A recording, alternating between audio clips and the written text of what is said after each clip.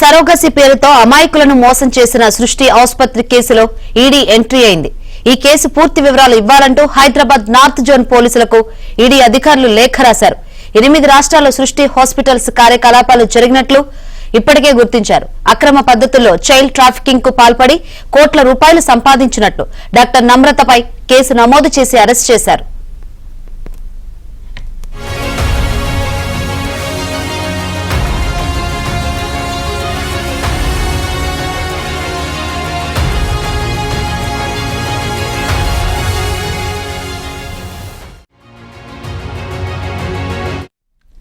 Surrogacy పేరుతో అమాయకులను మోసం చేసిన సృష్టి ఆసుపత్రి కేసులో ఈడీ ఎంట్రీ అయింది.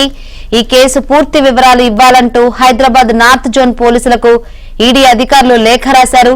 8 రాష్ట్రాల్లో సృష్టి హాస్పిటల్స్ కార్యకలాపాలు జరిగినట్లు ఇప్పటికే గుర్తించారు. అక్రమ పద్ధతుల్లో చైల్డ్ ట్రాఫికింగ్ కు పాల్పడి కోట్ల రూపాయలు సంపాదించినట్లు డాక్టర్ నమ్రతపై కేసు నమోదు చేసి అరెస్ట్ చేశారు.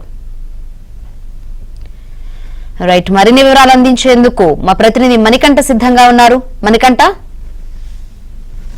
ఎస్ శంకరి, సృష్టి హాస్పిటల్ కేసులో కీలక పరిణామాలు రోజు రోజుకి చోటు చేసుకుంటున్నాయని చెప్పుకోవచ్చు.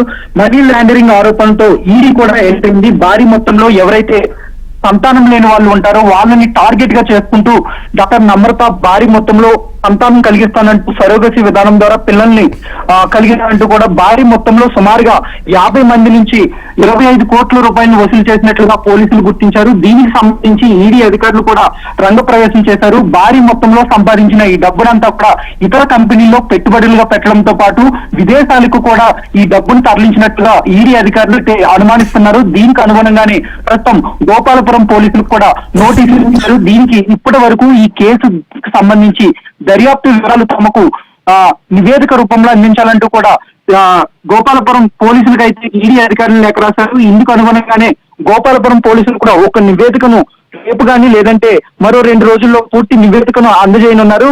ఇప్పటి వరకు ఈ కేసుకు సంబంధించి సృష్టి హాస్పిటల్ కు వ్యవహారానికి సంబంధించి 30 మంది వరకు అరెస్ట్ చేశారు. వీరిలో 9 మందికి పైగా దారులు ఉన్నట్లుగా కూడా తెలుస్తుంది. మరోవైపు గిరిజన ప్రాంతాన్ని టార్గెట్ గా చేసుకుంటూ ఈ మొత్తం చైల్డ్ ట్రాఫికింగ్ జరిగిందని కూడా అధికారులు అయితే ఇప్పటికే గుర్తించారు. ముఖ్యంగా అరకు, పాడేరు అలాగే ఒరిస్సా ప్రాంతాలకు చెందిన గిరిజన గర్భిణీలను టార్గెట్ గా చేసుకుంటూ ముందుగానే తమకు పుట్టిన పిల్లవాడిని ఇస్తే 5 లక్షల రూపాయలు ఇస్తామంటూ గర్భిణీలను టార్గెట్ గా చేసుకోవడం, అలాగే పుట్టిన తర్వాత పిల్లల్ని తీసుకుని ఆ పిల్లలను సుమారుగా ఎవరైతే దంపతులు పిల్లలు లేకుండా ఉంటారో ఆ దంపతులకి సుమారుగా 50 లక్షల రూపాయలకు అమ్మడం ద్వారా భారీ మొత్తంలో పెద్ద ఎత్తున డబ్బులైతే డాక్టర్ నమ్రత అయితే వసూలు చేసింది. ఈ కేసు సంబంధించి ఇప్పటికే వైజాగ్ సంబంధించిన మరో 3 డాక్టర్లను కూడా అదుపులోకి తీసుకున్నారు. వీళ్ళందరినీ కూడా ప్రస్తుతం కొంతమందికి బెయిల్ వచ్చింది, మరో కొంతమంది అయితే ప్రస్తుతం పోలీసులు అదుపులోనే ఉన్నారు. భారీ మొత్తంలో పెద్ద ఎత్తున మనీ లాండరింగ్ జరిగిందనే అనుమానంతో ఈడీ రంగంలోకి దిగిందని చెప్పుకోవచ్చు.